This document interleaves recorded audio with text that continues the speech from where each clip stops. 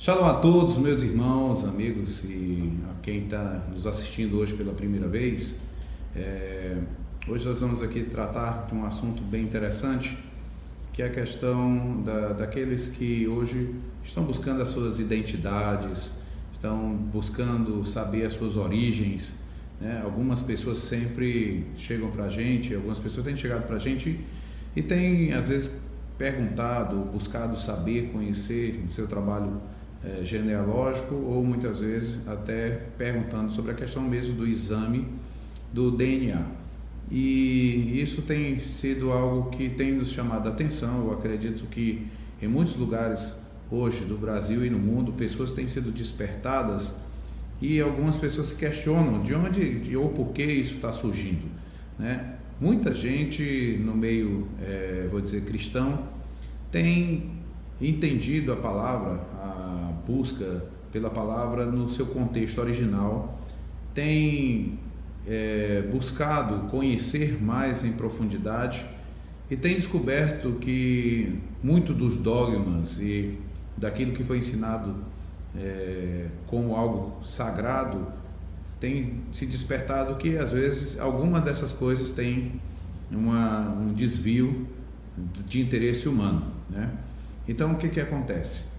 Nós temos visto todo esse interesse e nós temos visto que algumas congregações, inclusive posso citar que eu já vi aqui no site, inclusive do Sinal de Sião, também já fizeram uma divulgação sobre essa questão do DNA, né? Quem faz parte da Abradim sabe que ali a Abradim, na pessoa do Rabino Marcelo Guimarães, tem também feito esse trabalho genealógico. Aqui mesmo no Nordeste nós temos a pessoa do Assis Arruda, que é um genealogista, mas tem pessoas também que têm buscado conhecer a sua ascendência através do exame de DNA.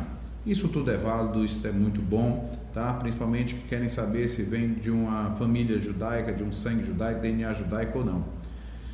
É lógico que isso para algumas pessoas, né, da raiz judaica, ou praticamente famílias mesmo de judeus, tem se sentido, às vezes, posso dizer, contrário a todo esse movimento, ou mesmo às vezes aceitam em parte, porque acreditam que essas pessoas estão se despertando para Deus da forma de buscar as raízes, mas que elas não retornam a ter ou ser aquilo a qual elas eram no passado, né? Vamos dizer assim, judeus ou israelita, de forma da família mesmo de Israel, do povo de Deus.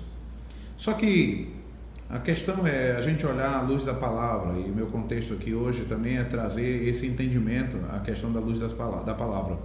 Eu me encontro, né, no texto que tem em Oséias, né?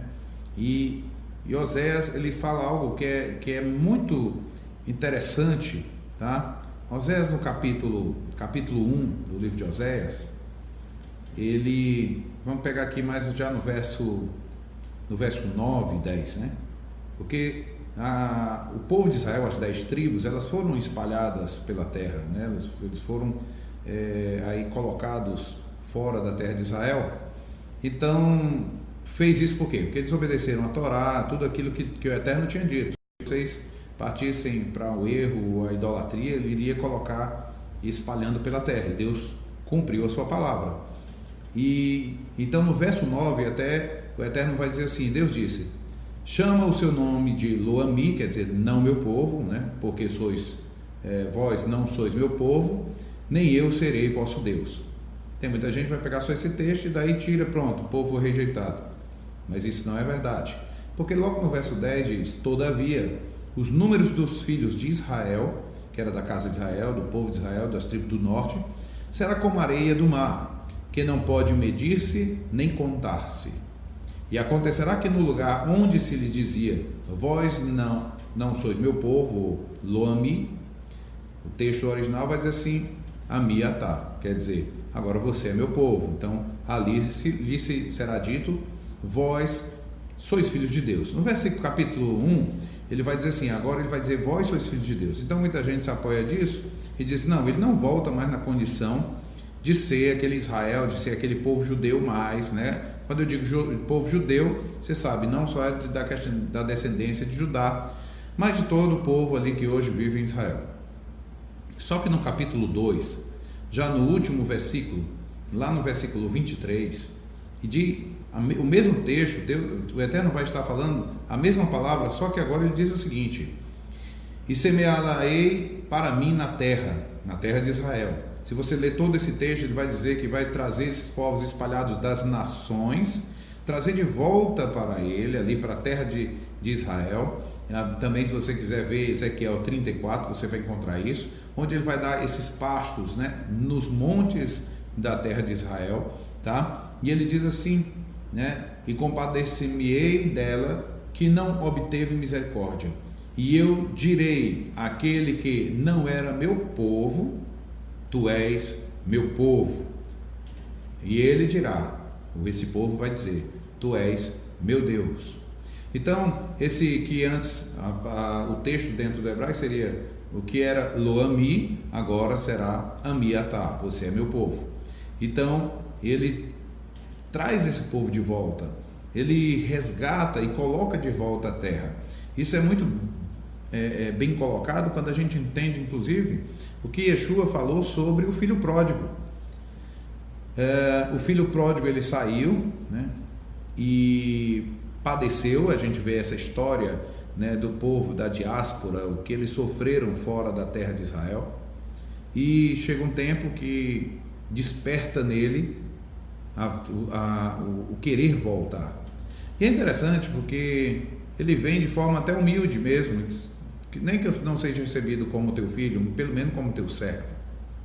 Mas o pai, quando o encontra, ele manda colocar vestes novas, um anel no dedo dele, olha a autoridade que está sendo dada, sandálias nos seus pés. Se você observar cada significado disso, é algo de honra, de estar colocando de volta dentro de casa.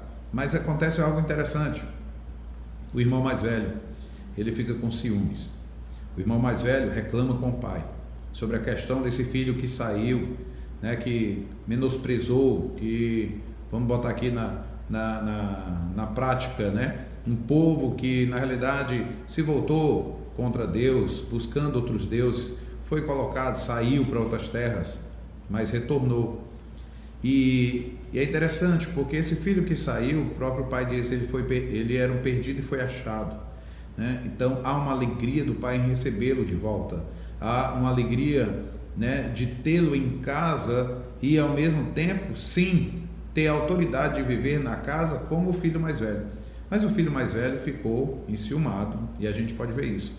É normal de que muitos hoje dizem o seguinte, para aqueles que fazem um teste de DNA ou procura pela sua própria documentação genealógica, que vai ser dito muitas vezes para você, não, mas você não é mais, você foi um assimilado, você se tornou um gentil, e aí começam a trazer essa história. Isso não é verdade, você não se tornou um gentil. Muitas vezes quando você for buscar a genealogia, você vai descobrir que a maioria dos seus parentes inclusive casaram entre famílias, entre primos, né? Por que Deus permitiu isso? Exatamente para não haver muita mistura. Pode acontecer, mas aí em quem não aconteceu em Israel?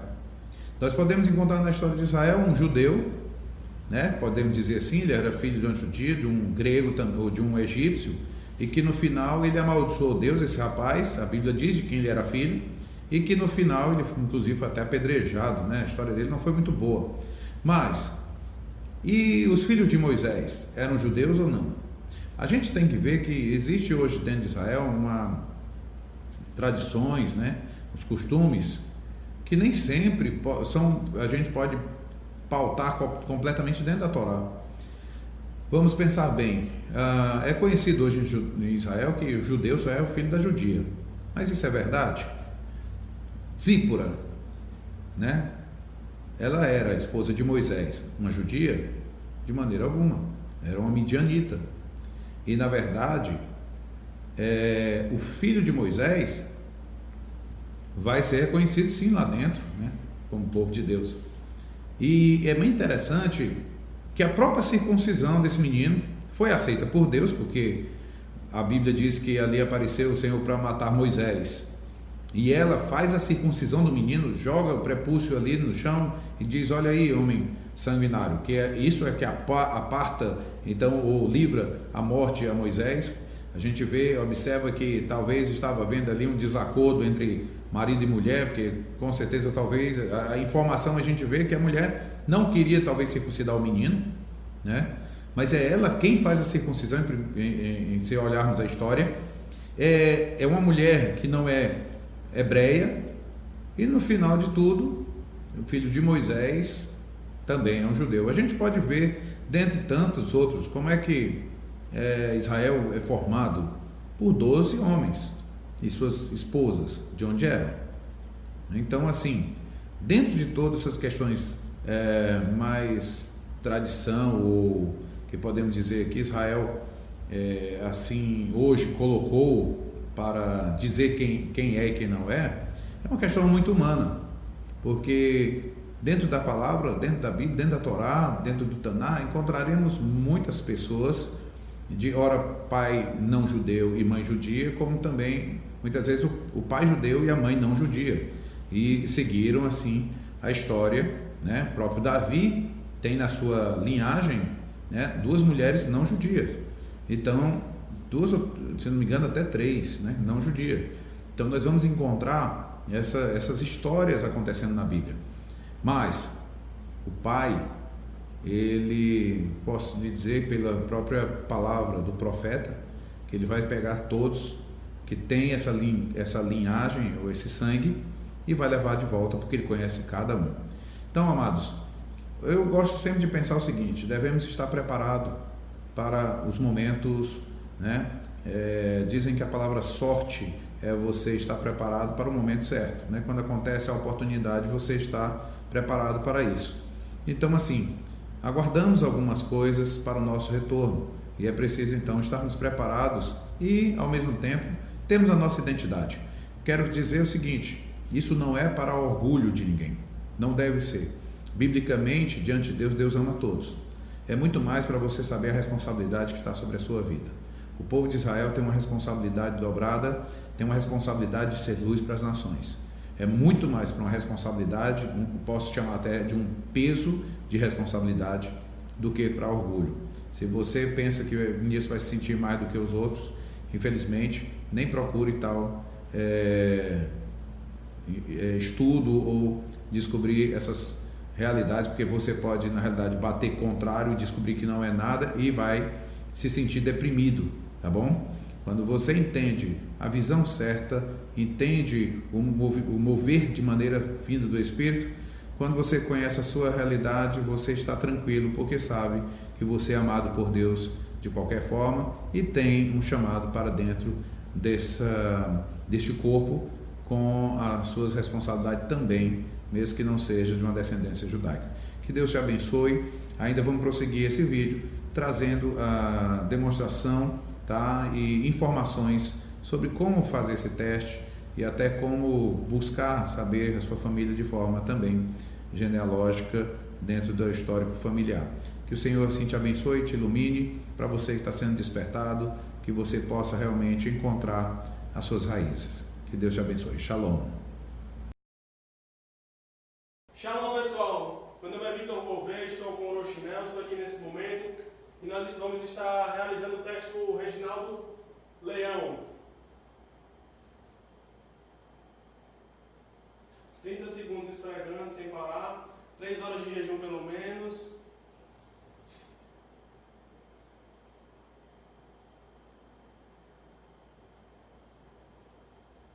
Bochecha direita e esquerda.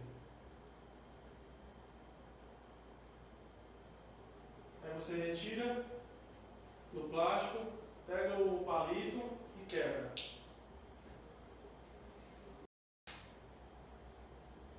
Processo bem simples.